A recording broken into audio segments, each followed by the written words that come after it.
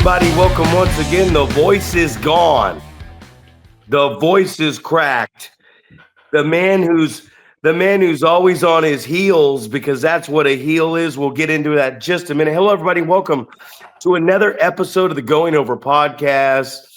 It is I, your neighborhood friendly coach, trainer, promoter, 43-year-old professional wrestler for a little bit longer, Zack Primetime Reeb. Boom. Episode 89. Paul, I apologize to you because you were ready at 6 o'clock this morning in the AM, and I was dreaming of very naughty things, I would imagine. How you doing today? The 7-foot wrecking ball, Paul Isadora. I'm doing good, man, but this is just an opportunity to put a little bit more money in that Doc Haywood was right jar. He asked me numerous times last night how do you stand that guy? How do you podcast with him? And I said, luckily we're in two different places because sometimes I want to strangle that guy. So. And you did strangle me. As a matter of fact, if once we get a little more interactive with this thing, you did strangle me. You punched me twice in the face a couple weeks ago. You booted me off the ropes. The 7-footer was back in the groove. He had the fans going, and then you put your damn hands around my throat. Thank God for Cole Wright. Because Cole Wright took that everything that you could have gave me away, and then I crushed you with the steel chair. We're giving it away right now. Instagram, go check it out. But last night, holy moly, they came out in droves in Oroville, hot crowd. We're speaking of 89. You talked about 89, 89th episode. 89 was the best year of my life. I got to watch my Oakland A's sweep those San Francisco Pissant Giants in the Battle of the Bay for love. And we talk about that team. We talk about the Bash brothers, McGuire and Canseco, Parker, Lansford, the three starters that had 20-game winners, Welch, Moore, and Stewart. And Dennis Eckersley closing out. But the one player we talked about the most was that old stolen base king, R.I.P., Ricky Henderson. And last night, Sergio Santana. If you don't know him, look him up. Ricky Henderson, the shit out of that show last night, Paul. Man, it was crazy. The show starts right at 7. Introductions. He comes out. The crowd is just going ape shit. They hate this guy, right? It's an open challenge. He comes out and he's talking about how he's the champ and give him his respect, and just like you could hardly hear the guy talk because the crowd was booing so loud, and it just kept on going on and on and on, and the crowd was not getting any quieter at all. They just absolutely hate this guy. And at one point I looked down at my watch and it's I think it's like 10 after 7. Then it's 12 after. Then it's 14 after. And then, propane comes out. And then it just adds to the boos to Sergio and the cheers for propane. And they go through their whole deal. And, by the time this match starts, man, it's 18 after. And this crowd they can't get any hotter. I mean, they're just, they cannot stand Sergio Santana. These guys haven't even fucking touched yet. It's 18 after, 18 minutes into this first contest, and these guys haven't even touched. And the crowd is just going to ape shit. And then it's just like, by the time it gets done, it's 7:30. So these guys just chewed up 30 minutes of this show with one fucking match, you know. And they didn't do a whole lot of stuff, right? There wasn't like a ton of action. There was just a lot of fucking gimmick, man. And it was just, you keep talking about the Ricky Henderson of pro wrestling, right? And it's like, you know, right before we got on this podcast, it's like, you know, what can you say, man? It's just like this guy is just got the crowd in the palm of his fucking hand, and the gimmick is over. You know, like my dad would say, like gangbusters. You know, it's just incredible, man. Just watching this thing unfold and stuff, and you know, and it's like, you know, this is one of those things like we've talked about in the past. Like, you need to have either, you have to have the look, you have to have the mic skills, you have to be a fucking incredible worker, or, you know, very rarely do you get all of those things. But if you can lights out on the fucking microphone, you don't have to be a fantastic technician in the ring, man.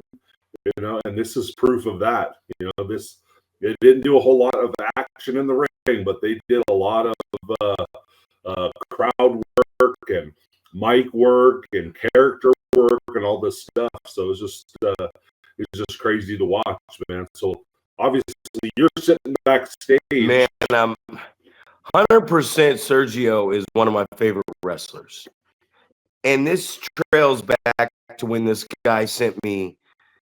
He had moved down to Reading because he works for the TV channel 7, and he had messaged me, and I said, "Send me a match," just like I tell everybody else. We talked about this before, and he sent me a 5. Was doing a job, like a little 4 or 5 minute job, and to a guy they were clearly pushing that looked great. Could have been the face of this company. I don't remember the guy's name. But I knew immediately when he sent me that, I said, man, this guy knows what he's talking about. And we immediately called him on the phone because I had never had someone send me that. So as I'm watching this, it has been less than a year with this guy, right? And it's not that he's asking for these opportunities, angles. These angles are just falling on him. He's one of those heels that wants to show his ass. He wants to get everybody over, and in turn, he's going to get over. You know, whether it's I want to be eliminated from the Rumble the quickest. So as this is going on, I'm just looking around at everybody like, my God, I have never heard the audience like this in my life. It's been a while since we had that many people piled into a building, and I'm just thinking in my head like, I'm laughing at this point because I'm having so much fun. I'm not or anything like that because I'm hearing this and I'm like, oh my God, man. And it's one of those things where you go, okay. And at first you're like, man, we're only in this building for 2.5, 3 hours. We got to get out at 11. Is it worth it? It is worth it in reality because like he told me, he said, you're welcome. Because that's an entire episode of Limelight. An entire one. Throw a couple commercial breaks in there. Throw some advertisement. Couple promos. Start of the video. Close it out for next week. You got about 45 minutes to an hour. A packed house just screaming and booing the shit out of a performer. You know what I mean? If you're watching that, you're like, man, this is going to be fun. And he makes it fun, man. And it sets the tone for everybody else. And the coolest part of last night was nobody lost the tone. They kept it. Everybody kept it and did their job going all the way up into the end to the big heel drop at the end. But it was like, it's one of those shows where you're heavied in the story. And it made me realize, like, so we got the 4 big shows. Red Bluff has become like the premium live event, the festivals, the rock and wrestlings, the fundraisers. Those are the big advertisers to get the fans geared towards the school. Limelight has become television for us, and prospects coming back is like NXT, 4 big shows, and we had done everything all year, our biggest year yet, actually. And that's the culmination of our final big show. So the promos, the vignettes, the stories, everything just added and kept continuing. And when you have a guy like that, what I'm thinking in my head is, man, this is good for business, and most importantly, it's good for my business. Right. Well, I just remember when I rolled up, I got there a little after 5, and I talked to you, and it was just this, it was an unusual calm, I think. You go, man, it's great using my own guys, right? I'm heavy on my own guys. I've got guys here that I really trust, that are reliable, that are doing what I'm asking. And I wasn't quite understanding what was going on. But you go, yeah, we're already done with all the pre-tape stuff. We've already got all the promos done. We're not waiting on anyone. Everyone was here on time. They were doing what they were supposed to be doing. You go, and you were just telling me how awesome this is, that you've got this this roster of guys that you can count on, right? There isn't anybody rolling up late, apologizing, or more importantly, people rolling up late not apologizing, just thinking like, oh, it's no big deal. This is just independent pro wrestling, not a big deal. But you're running this this television production that you create a weekly television show for, and when you have guys that are willing to come in there and they're able to get their pre-tape stuff done and all the stuff that you need to put together your production, everything that Doc Haywood needs to put this thing together, you've got it all nailed out and everything's ready to go. So it's like it's a scenario where, and I've had this a couple times with us, right?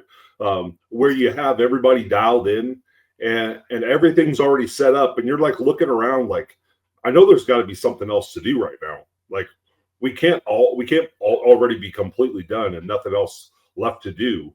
But that's how it was, It was like you got, and I just remember it was just like we're sitting there doing nothing. It's like half hour till doors, 15 minutes till doors, 10 minutes till doors. And I'm literally just sitting at the table, twiddling my fucking thumbs, going, like it's an odd scenario, because normally you're running around with your, like a chicken with your head cut off, trying to button up all the loose ends, making sure everything gets done.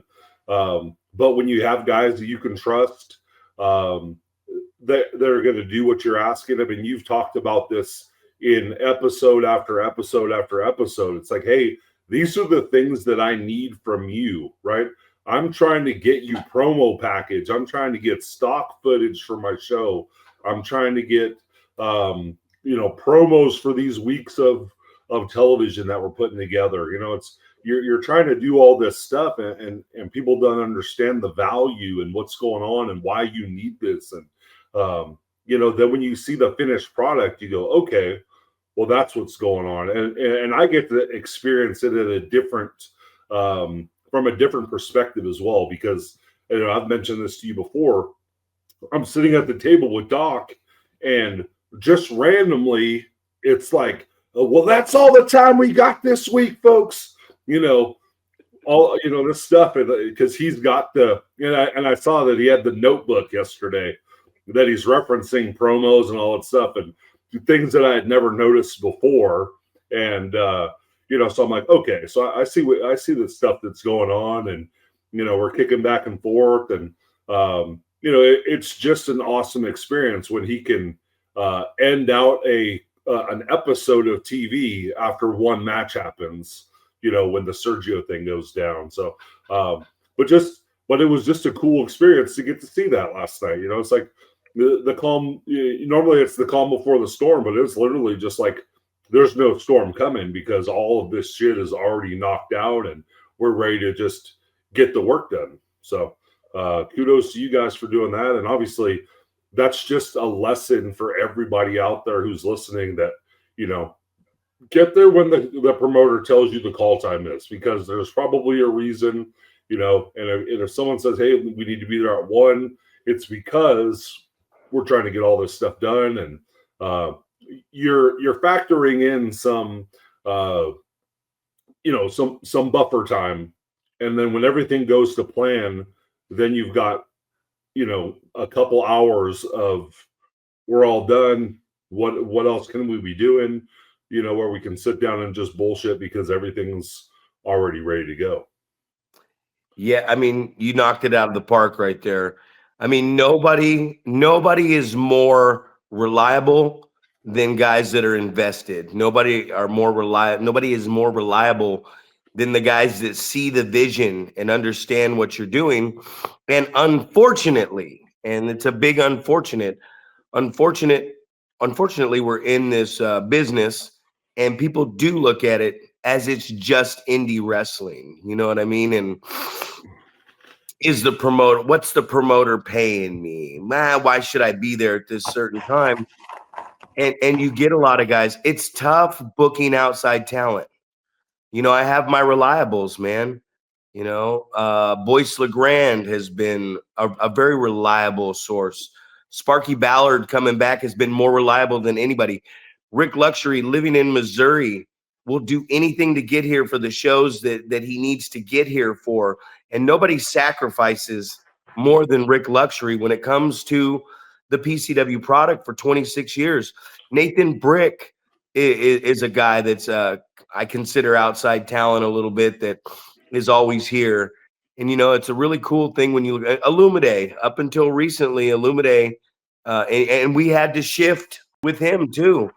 We had to shift things over to Sergio because, a couple big bookings he missed, but he made the Limelight booking in order to get us the footage we needed for this. And it's just, I was telling Sparky this morning, I was talking to him, and it's just this really cool thing when you're in the building and you go, hey, there's Big Paul.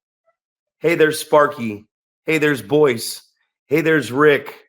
And you look around and you see these guys that run promotions and have been around for a very long time. And I said it to Sparky today. If you walked out of yesterday and you didn't pick anything up, you didn't learn anything, then you're in the wrong business. You are definitely in the wrong business. And it just 100%, we talk about it all the time, and it's the truth. Like, I'm telling you to be there at 1, not because I want to make sure you're there or I just want to see you or anything like that. We ain't hanging out, man. We are all hanging out in a sense because we're having fun. But when you're producing a product, if they're not showing up on time, they don't believe in your product. They're just there for a fucking booking. And there's my first F-bomb of the show. And that is okay. And we have so much more to talk about on a topic like this. But our last podcast, this is what I wanted to get into, and I wanted to get this out there. Our last podcast, we were talking about Ricky the Dragon Steamboat and the Macho Man Randy Savage, classic wrestling matches that have just overtaken the Northern California scene, right? And in the podcast, we talked about the Young Lions Cup and we talked about the Hall of Fame, and that sparked such a big thing in talking with Sparky that all of a sudden I got nothing going on Friday, just ready, prepared, calm for the show. I got Rick here. I'm talking to you. I talked to Big Ugly. I talked to Sparky. And then next thing you know, I'm going to drop the announcement right here. December 5th. It's a double night. December 5th here at the WCWF Arena is going to be the first ever 8-man single elimination tournament for the first ever Prospects Cup. 1 night, 7 matches. And then December 6th on Saturday, we're bringing back the Hall of Fame, baby. We're bringing back the Hall of Fame. And go ahead and because we go ahead and drop who that headliner is. Who's headlining the 2025 return of the NorCal Hall of Fame? You just got me fucking goosebumps, man, just thinking about this, because this is something that I've thought about for 10 years probably, right? It's Adam Thornstowe, man. It's our guy, you know. So it's this is something that I've thought about for a long time, because it's like, who knows this guy well enough to induct him and things like that. And it's like, I don't know. It's one of those things where you're like, hey, you want to have this guy choose the person that's going to put him in, right? And it's always like, I've always felt like I'm really close to him, and that would be such an honor to be able to do that, and to know that he's getting inducted into the Hall of Fame, man. It's like it's well deserved.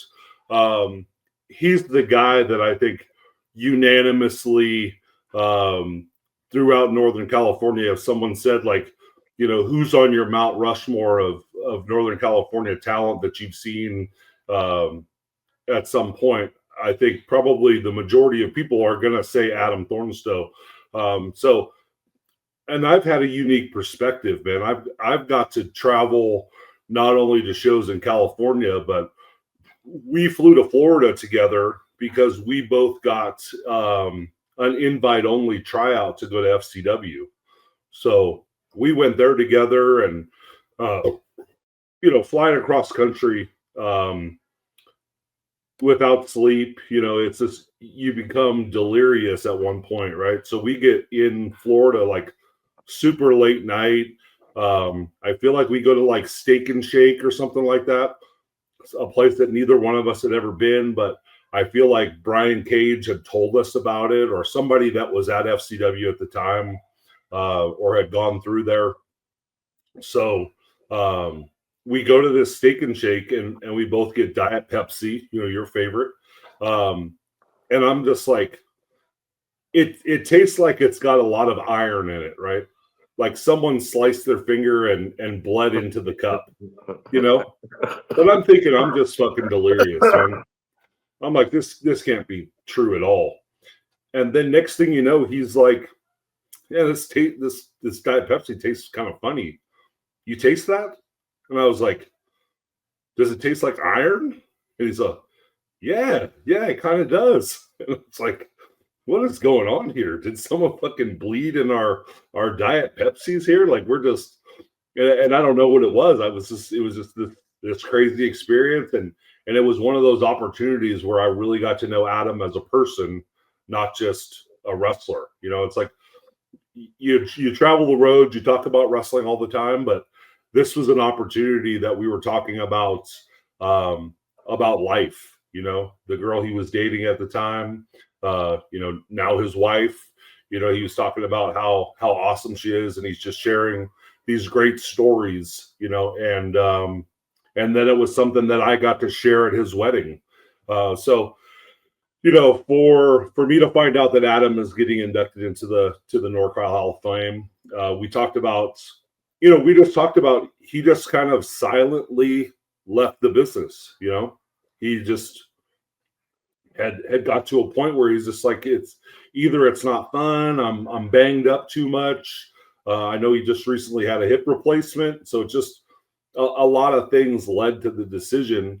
And I think ultimately it was just a fact that maybe he just wasn't loving the business like he used to, which, you think about if that ever happens to you, do you think that's ever going to happen to you? For me, I've had the peaks and valleys, the times that I said, I think I'm ready to be done. I don't want to do this anymore. It's not fun. I can't keep up was actually what I was thinking about. It was I can't do this. I can't keep up with these young guys. And then I wrestled Ryan McQueen, and everything fucking clicked, and it was like, I can still do this. This dude is like an up and comer. This guy's awesome. And we had an awesome match, and then that just fucking relit the flame. And I was just telling someone the other day, it's like I was on the verge of selling everything I own as far as wrestling stuff, selling the ring. We had somebody purchasing the ring that, at some point just fell through. So I stayed in the wrestling business. So, but I just think about all the great times that Adam and I shared, man, up and down the road for, over a decade together. Just getting to do it, man. And when you do this, like you and Rick, man, when you do this with somebody that is a really close friend, it's not just about pro wrestling, it's about life and being buddies. And, I think sharing those conversations about life rather than just sharing conversations about wrestling, I think is what really bonds people together, and you think about very, very infrequently do you have friends that last for, 10, 20, 30 years, right? You can most of the time you can count those people on one hand.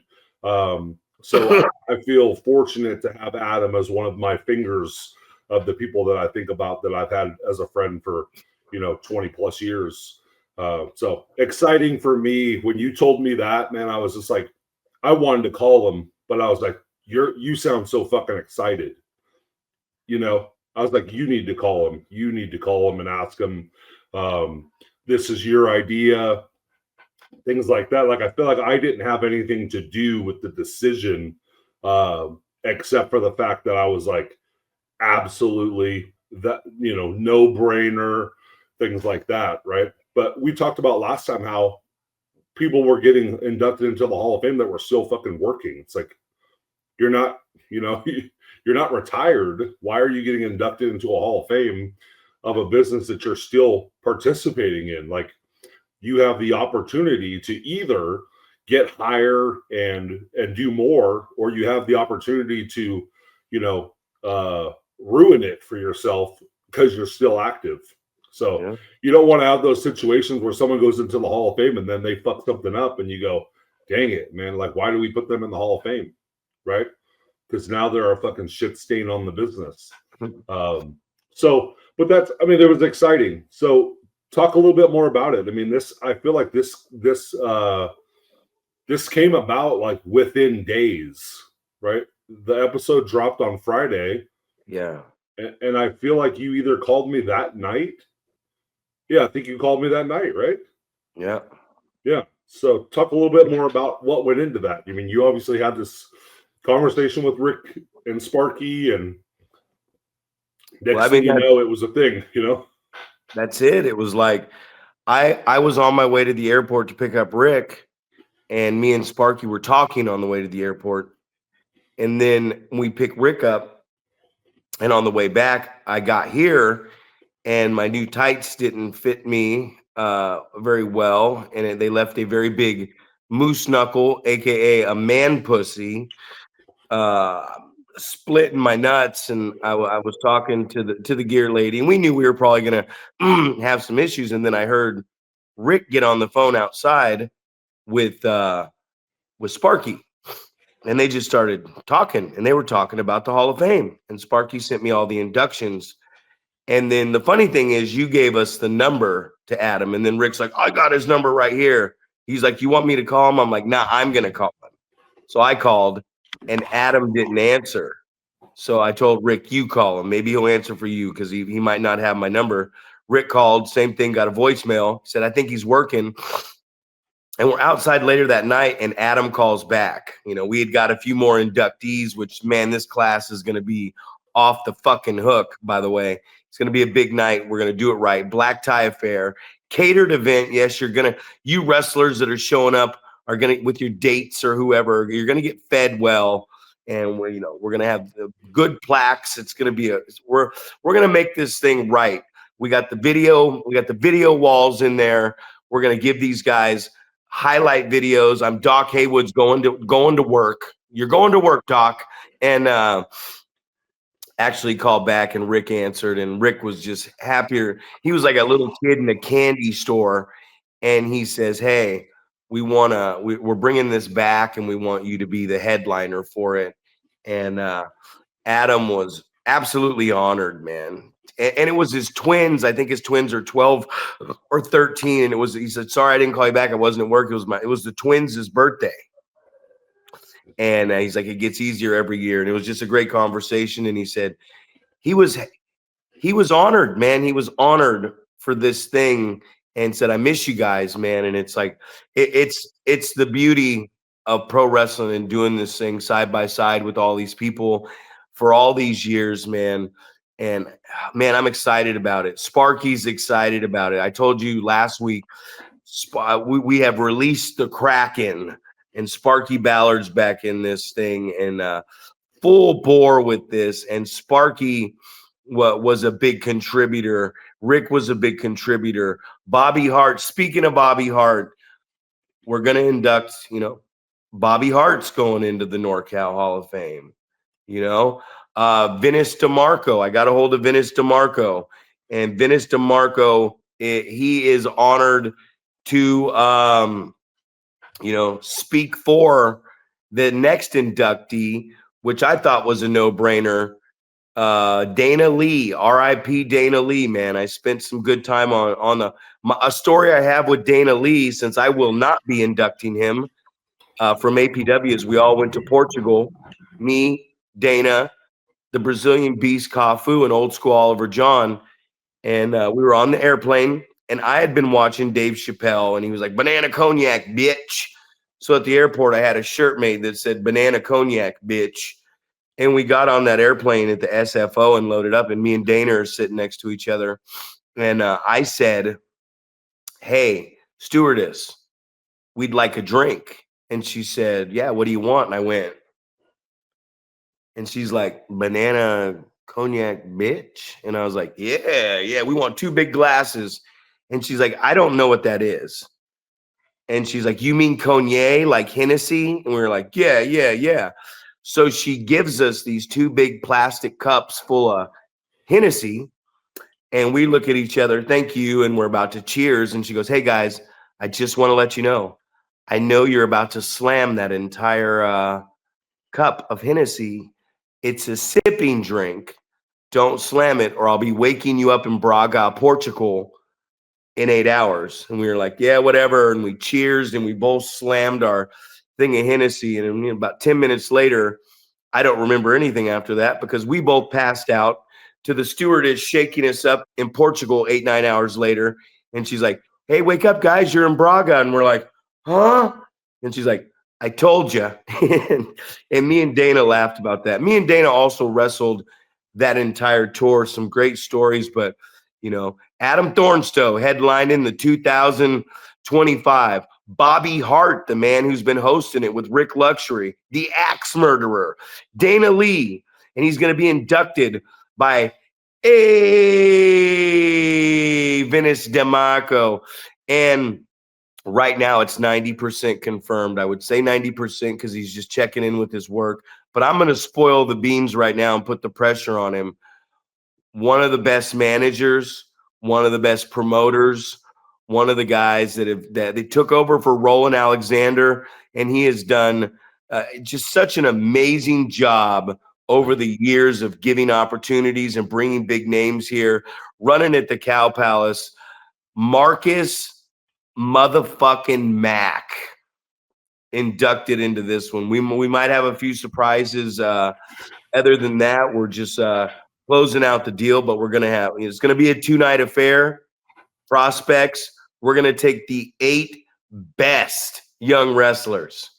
We got Ugly, we got Sparky. We're narrowing them down. We're going to take the very 8 best wrestlers in the Northern California scene, and we're going to do it in one night, 7 matches. We're going to crown a new Prospect Cup champion, and then put on your ties, put on your nice clothes, come have a couple drinks, have some. I won't be doing that, but you're more than welcome. I'll DD anybody anywhere, and we're going to induct, and we're going to do it right. We're going to make build up. We're going to make those big videos to package and highlight their careers and what they've done.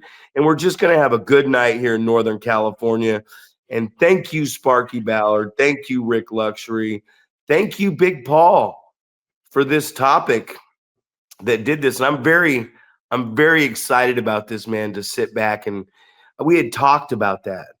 We said, hey, this seems like such an important thing. There's been so many important people inducted into this. Like, I guess it's important when it's happening, but it can't be that important if we just stop doing it, man. So I'm very excited about this. I got Buck getting on the graphics. I got Michelle Reno getting on the catering and all the other cool things that are going to happen. The ladies of PCW are going to make sure that this is going to be a very nice 2-night event. And I'm ready to give back to Northern California wrestling, man. That's what we've been talking about. And fucking excited, man. I heard it in your voice too, and I've heard it in everybody's voice we've talked to. This is something that we need. We need in Northern California. And I can't wait for all these young guys and all the new talent around here to come be a part of this and see the way Northern California used to come together once a year. Absolutely. And I think this is a great opportunity to mention this is a great time to in the comments of this video, who do you think are the top 8 prospects in Northern California right now? Let your voice be heard. Comment on this video. Let us know who you think belongs in this tournament and who is a contender for being the top prospect in our area. So is there right? I mean, is there what would you say? How long is, because a lot of times you hear like, oh, the 8-year vet rookie, right? Look, what's the cap for? Would you say somebody that you would say this person is still a prospect, an up and comer? Is it a number of matches? They can only have worked this many matches. Is it they've only been working this amount of time? What's the criteria for someone to be in this 8-man tournament? So people kind of have an idea. Well, I'm gonna throw the criteria out there right now. So I'm gonna go with 4 guys from PCW that I thought would be great. First off, I thought Ethan Reno, right? He just won the Prospects Championship last night. But then you go, well, he's the Prospect Champion. So whoever wins this Prospect Cup is somebody that's going to get a clear-cut booking to get in the ring with the Prospect Champion. And then I was like Dickie Dakin, right? Like Dickie Dakin's a prospect. He was a former Prospect Champion. He's going after the belt right now. But he's going after the belt right now in his storyline. And then Arsonist just passed the torch because I thought, man, RC is hot right now and he would be amazing in this tournament. But he just passed the torch and did such a good job carrying this championship that it was like, I said, okay, so my pick. And I said, I'm only going to pick one. We're only going to pick one guy from PCW. I'm only doing one, And my pick, I said, Brandon Nash. Here's a guy that's just been so dedicated and loyal to what we're doing. And he's been doing the tag wrestling. He started out as one of JMM's little security cronies with another Andy Bryson or Bryson Andrews. And then he was wearing the halter top. So I said, Brandon Nash is my guy in this. You know what I mean? Like, that's who I pick. And so you look at the criteria. You look at SPW. Who would fit the criteria for SPW? Well, there's Nick Nitrain. There's Chase Jackson. There's Preston Price. That's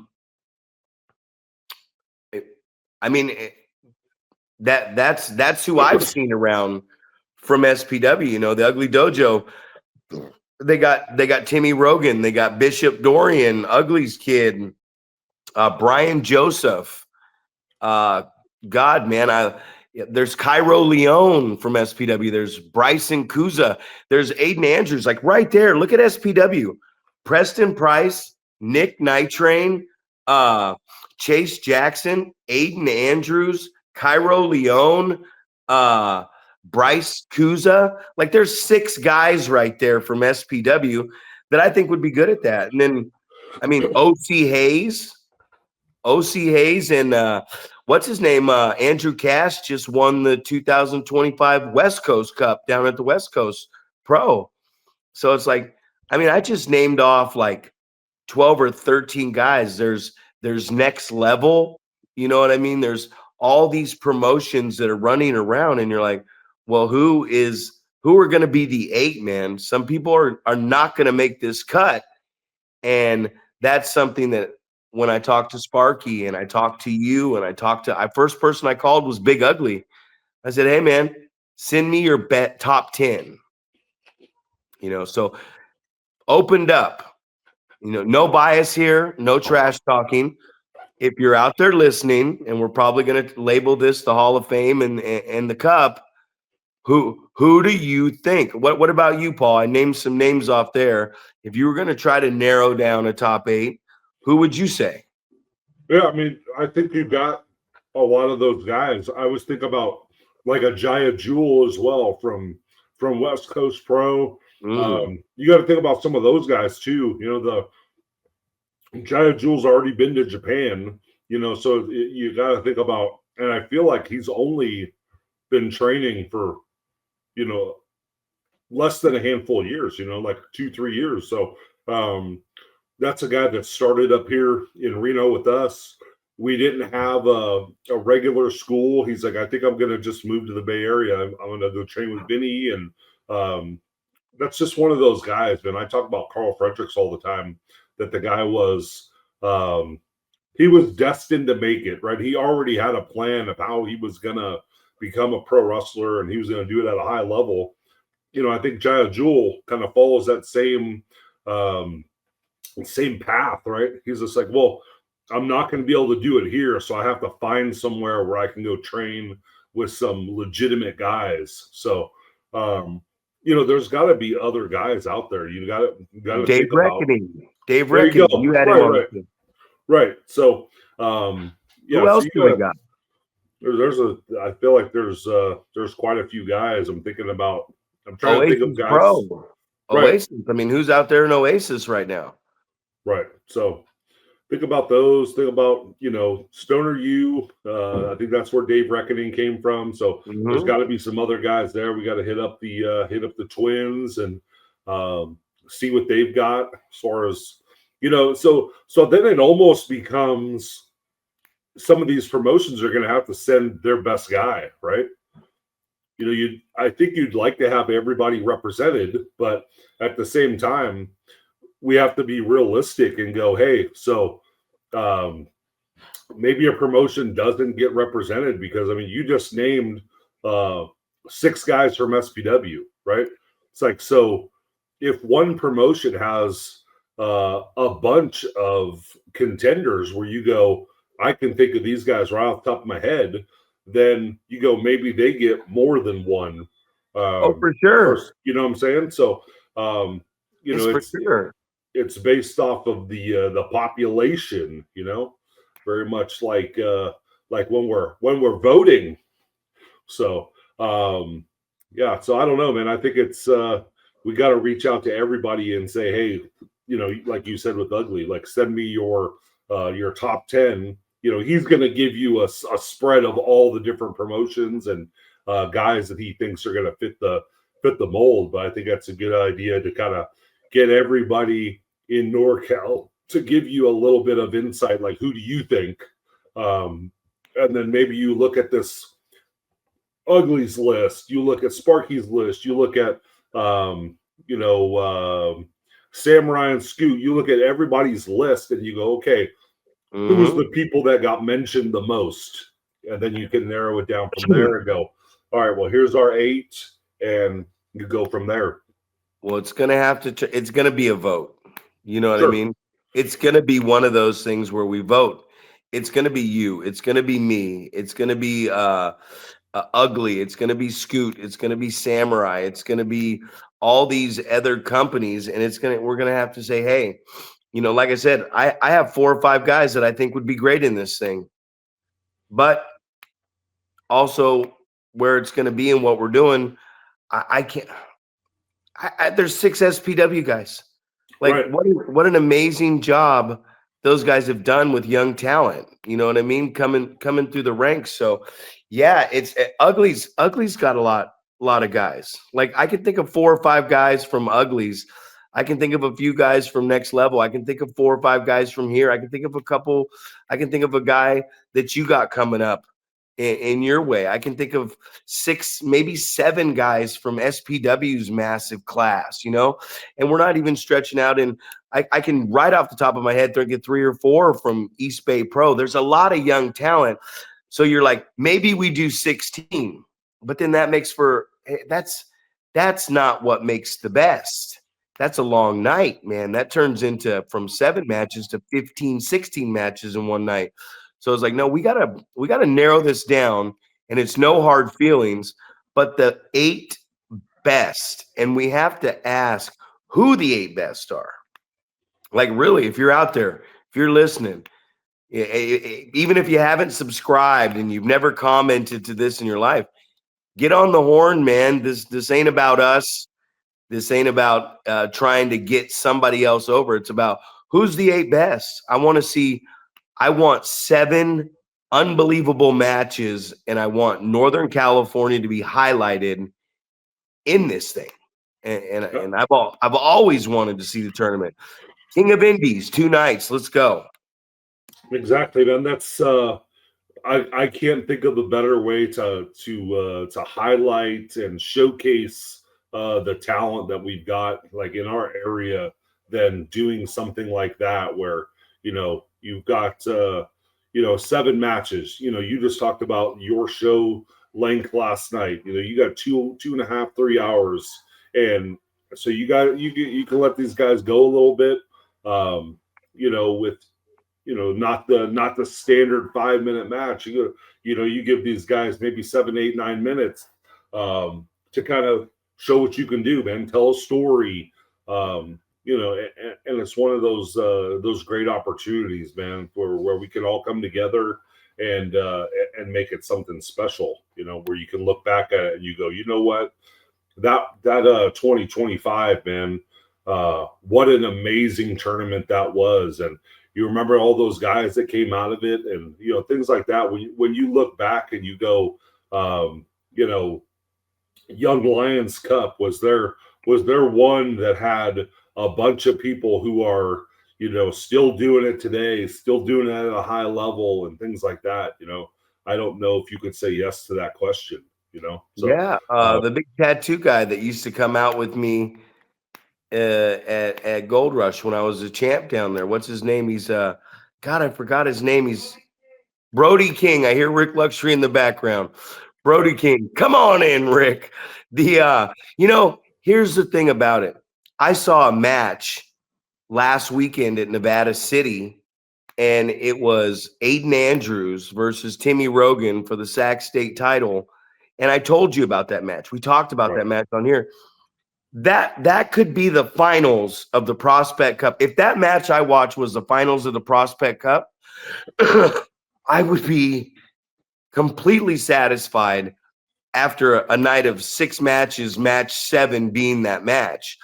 But I also seen a tag match with Cairo Leone and Bryson Kuza and the Gator Boys. And I was like, and this is Ugly Dojo SPW students. I've been watching Preston Price work, and then Chase Jackson, and I've been seeing a lot of these young guys. And then there's so much young talent in Northern California.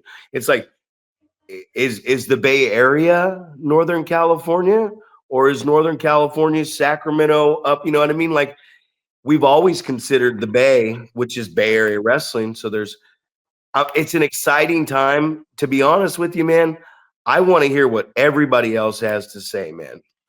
Thank you, John Cooper, for I'm working with John now, and thanks for we're saying, hey, it's cool to do this, even though I was given the reins where I could do a show or 2 on a Friday or whatever day I wanted, to be able to go back-to-back days. And I mean, I'm excited about it, man. I'm excited about seeing Adam. I'm excited about seeing all these guys. I'm excited about Rick and everybody just coming back down here and having a night like this. So you get excited, man. And what I'm really grateful for, especially in this recovery program, is that recovery program, Spiritually Fit, is that a year and a half ago, what I thought was going to be the end of it all has become the greatest time of my life. to give back to these young guys. And here we go, giving back to the young guys and able to represent and honor guys that have actually retired that deserve to be in this thing that never should have been gone. Absolutely. Yeah. So it's definitely something that you think about it. And you're talking about being thankful for, for some of these people, but I don't know. I'm just super grateful for our buddy Larry last night, dude. So a little insight. I get up at 3:00 to go to work. So 3 a.m. I'm up. I go to work. I go straight from work. Start driving to your show. Get there, and I'm handling business when I get to Oroville, and then obviously go to your show, and then I'm driving home. Right. First of all, Michelle Reno just, I don't know, I guess caught me off guard. She's like, can you please message the group and let us know that you got home safely, right? So that caught me off guard because it's like, obviously, we're cordial. I say hello, give her a hug, and all this stuff like that. But it was very meaningful for me, and I apologize if I get emotional, but I can already feel it coming on. But it was very it caught me off guard, man. It was like I really appreciated that it's like the people are caring and want me to get home safely and things like that. And then I talked to Larry. Larry calls me at midnight and, hey, are you on your way home? I say, yeah, man, I'm just I feel like I had just getting ready to get on 80.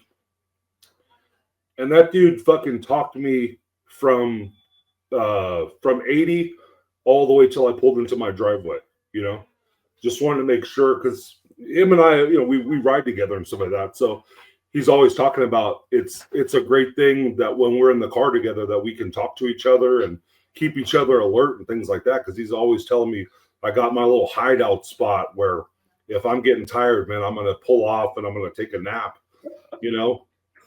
So that dude just called me at midnight and just made sure I got home safely. And so it was just, it's those little things, man, that just kind of you don't expect, I guess. So, we're talking about these relationships that we've built through pro wrestling and how excited we are to see everybody at this Hall of Fame and how we want to take NorCal wrestling.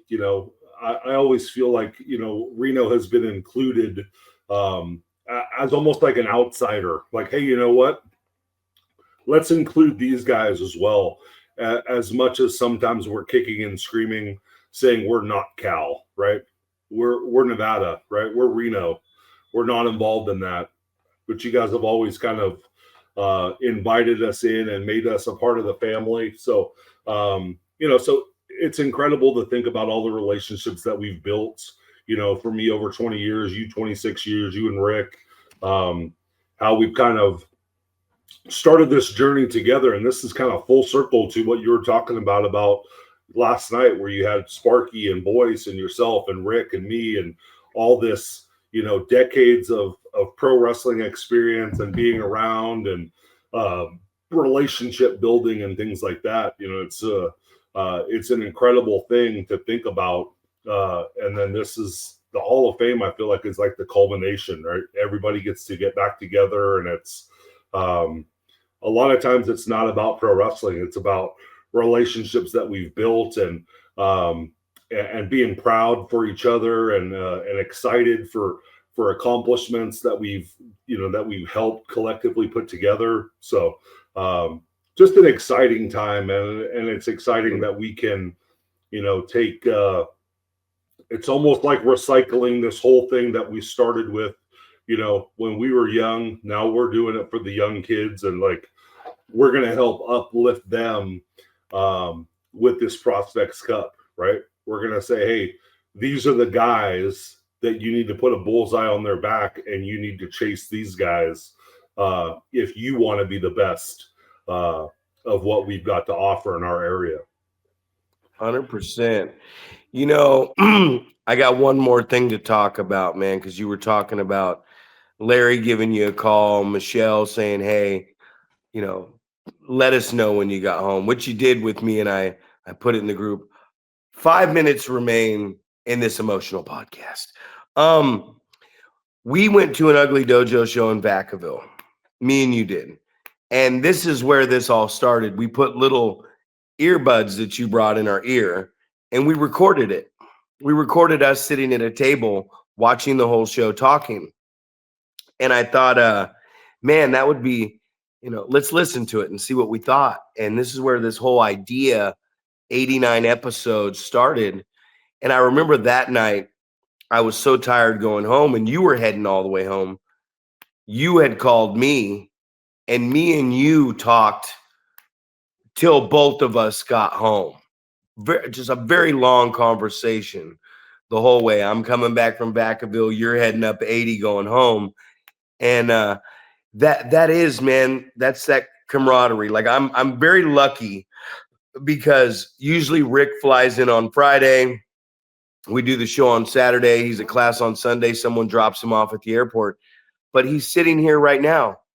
And he said, I decided this time to stay till Monday. And I don't got to take him back to the airport till 1:30 or 2. So we trained, we unloaded the ring. It was a great day, great night last night, doing this podcast. And now we're going to go grab some food and barbecue and just really relax. And Ethan Reno's going to get his first tattoo. He said, Rick told him, he said, hey, water. He said, water, drink some water, beforehand. It'll help you out. And I said, or semen, you know what I mean? Like, that was my smiled at him. You're 18 now, kid. But, and then Ethan messaged and said, hey, you want me to, when I get done, do you want me to grab some of those Filipino pork skewers to bring by and put on the thing? And I'm like, yeah, I do. So this family bonding, there was so much more I wanted to talk about when you talked about like using your own talent, man, and what I meant and what I thought. And it's so much easier to film. I cannot put together my vision and everybody else's vision they have if I can't have the guys on the team playing ball. Other than that, it's just a wrestling show, and it's gonna go nowhere. And not saying that it's not gonna draw or nothing like that, but it's gonna go nowhere unless you have a team working towards a destination and the journey to get there. So it's just been this amazing thing. In those comments, we're being serious, guys. Maybe we'll start clipping this. I want to get everybody involved. I don't want to be the guy who's choosing this thing, because in reality, it's PCW, it's Prospects. Prospects wasn't a brand that was just produced for PCW. I could throw 8 guys in this tournament for my own thing and say whatever the fuck, whatever. No, I want the 8 best, man. I want the 8 best. I want all the promoters to tell us what they think. And I don't want it to be this political fucking war. I just want it to be like, hey, we're going to have a great weekend. Let's get the 8 best. Let's put them out there. Let's see what they got in 7 matches. And the win, who is going to win this thing? I don't even want to know who's going to win it. Right, exactly. It's going to be exciting to see, man, who rises to the top. I mean, that's what we're looking for, man. We want that cream to rise to the top, and we ultimately want the best guy to win. You don't want this to be like a storyline. You don't want this to be like politics. You don't want it to be any of that stuff. You want everyone to collectively go, this is the guy. And that circles back to Adam winning King of Indies. Collectively, these fucking promoters put their heads together and said, who deserves to win this? Who the best fucking guy is? It's Adam. That's the guy who's going to win this King of Indies, right? So that's like the full circle. That's why this guy deserves to headline this year's Hall of Fame, man. So full circle. Bret Hart in the King of the Ring in Baltimore. Bam Bam Bigelow, Razor Ramon, Mr. Perfect one night. Who is the young Bret Hart because the winner of this thing has to be someone that is going to turn it up and give us the best 3 matches. And the guy who makes it to the finals is going to have to be the guy who can also accommodate the best 3 matches. That's what we're looking for. Who's going to give us the best 3, as these kids say nowadays, bangers? Well, Paul, I'm about to bang one out and get out of here. Oh, subscribe. Hit the subscribe button. Who should be in the tournament? That's it. Adam Thornstowe's in the Hall of Fame. I'm glad you're going to bang one out, and Rick's right there. Oh my God.